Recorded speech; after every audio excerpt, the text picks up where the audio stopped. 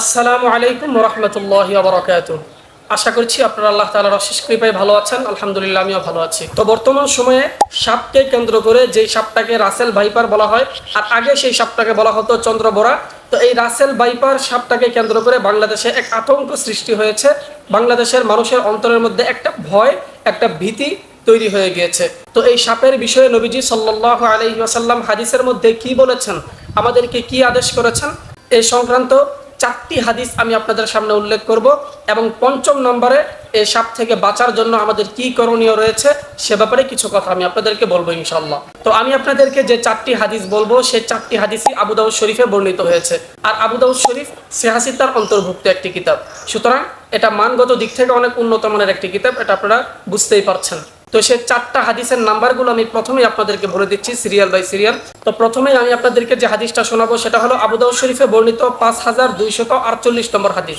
আর দ্বিতীয়তে আমি আপনাদেরকে যে হাদিসটা শোনাবো সেটা হলো আবু দাউদ শরীফে বর্ণিত 5249 নম্বর হাদিস।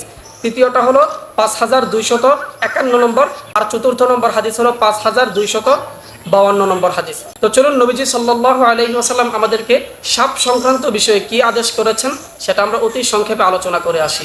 তো প্রথম যে হাদিসটা শোনাবো সেই হাদিসের এবারটা হলো এরকম: আন আবি হুরায়রা রাদিয়াল্লাহু তাআলা আনহু قال قال رسول الله صلى الله عليه وسلم ما سالمناهن منذ حاربناهن।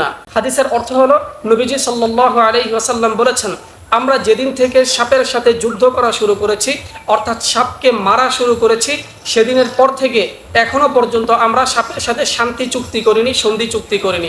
এটা হলো হাদিসের তর্জমা। তো এর মানে হলো নবীজি বলছেন যে আমরা যেদিন থেকে সাপকে হত্যা করা শুরু করেছি সেদিন থেকে এখনো পর্যন্ত আমরা সাপকে মারা অর্থাৎ সাপকে হত্যা করা এখনো পর্যন্ত বন্ধ করি নাই। হাদিসের পরবর্তী অংশে নবীজি বলছেন, মান তারাকা শাইআম মিনহুন্না খীফাতান ফালাইসা মিন্না, যে ব্যক্তি ভয়ে সাপকে হত্যা করলো না সে আমাদের অন্তর্ভুক্ত নয়।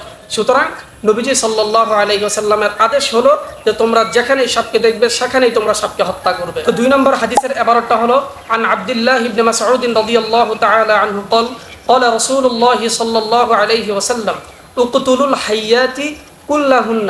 নবীজি সাল্লাল্লাহু আলাইহি ওয়াসাল্লাম বলেছেন যে তোমরা পৃথিবীতে যত ধরনের সাপ আছে সমস্ত সাপকে তোমরা হত্যা করে ফেলো। নবীজি হাদিসের পরবর্তী অংশে বলছেন, ফামান খাফা তারাহুন্না ফালাইসা মিন্নি, কোনো ব্যক্তি যদি পরবর্তীতে সাপ প্রতিশোধ নিতে পারে এরকম আশঙ্কার কারণে সাপকে ছেড়ে দেয়, হত্যা না করে, তাহলে সে আমার উম্মত নয়। তো এর মানে হলো আমি যদি ওই সাপটাকে হত্যা না করি তাহলে ওই সাপটা নবীজি সাল্লাল্লাহু আলাইহি ওয়াসাল্লামের অন্য আরেকটা উম্মতকে কামড়িয়ে হত্যা করে ফেলবে। এজন্য নবীজি সাল্লাল্লাহু আলাইহি ওয়াসাল্লামের আদেশ হলো সাপকে দেখা মাত্রই হত্যা করতে হবে। তো তৃতীয় হাদিসের এবারটা হলো এরকম: আনিল আব্বাস ইবনে আব্দুল মুত্তালিব রাদিয়াল্লাহু তাআলা আনহু قال قال لي رسول الله صلى الله عليه وسلم إنا نريد أن نكنس زمزم وإن فيها من هذه الجنات يعني الحيات। হাদিসের অর্থ হলো আব্বাস ইবনে আব্দুল মুত্তালিব রাদিয়াল্লাহু তাআলা আনহু বলছেন যে হে নবী, আমরা মাঝে মধ্যে এই জমজম কূপটাকে পরিষ্কার করতে চাই। তো নবীজি সাল্লাল্লাহু আলাইহি ওয়াসাল্লাম বললেন যে তোমরা করতে চাও তো করো, সমস্যা কি। তো তারপরে সাহাবী বললেন যে নবী, ওই জমজম কূপের মধ্যে সাপ থাকে, ছোট ছোট সাপ থাকে, তো আমরা সেটাকে কি করব।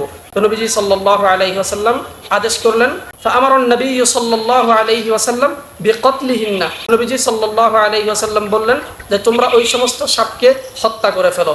সুতরাং আমাদের বাড়ির আশেপাশে যে সমস্ত ছোট ছোট সাপ বা যে সমস্ত সাপগুলো বসবাস করে আমরা সেই সাপগুলোকে হত্যা করে ফেলবো। এটাই হলো এই হাদিসের মাধ্যমে প্রমাণিত বিষয়।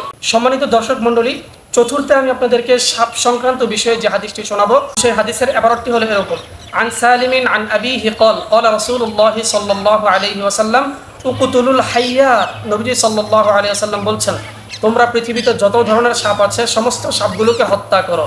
বিশেষ করে নবীজি বলেছেন হাদিসের পরবর্তী অংশে ওয়াদাতু ফিয়াতাইন, বিশেষ করে যে সমস্ত সাপগুলোর ডোরা কাটা হয়, ডোরা কাটা বিশিষ্ট সাপগুলোকে নবীজি সাল্লাল্লাহু আলাইহি ওয়াসাল্লাম হত্যা করার জন্য আমাদেরকে আদেশ করেছেন।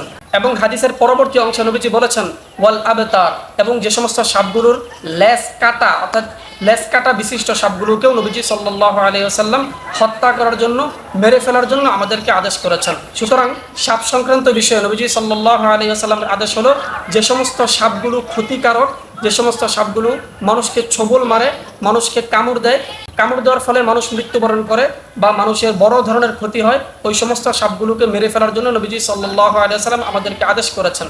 তো এই হাদিসের মধ্যে লেজ কাটা বিশিষ্ট এবং ডোরা কাটা বিশিষ্ট সাপকে হত্যা করার জন্য এজন্যই বলা হয়েছে।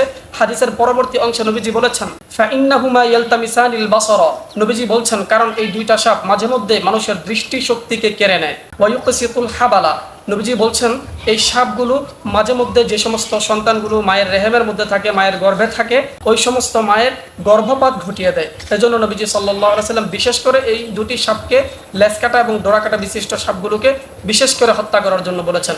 সুতরাং আমাদের সামনে রাসেল ভাইপার বা কিলিং মেশিন যেই নামেই ডাকেন না কেন, যে সাপটি বেরিয়েছে সেই সাপটি যেহেতু মারাত্মক ধরনের ক্ষতিকারক, সুতরাং আমরা নবীজি সাল্লাল্লাহু আলাইহি ওয়াসাল্লামের হাদিসের অনুসরণ করে সেই সাপগুলোকে আমরা যেখানে পাই সেখানেই হত্যা করে ফেলবো।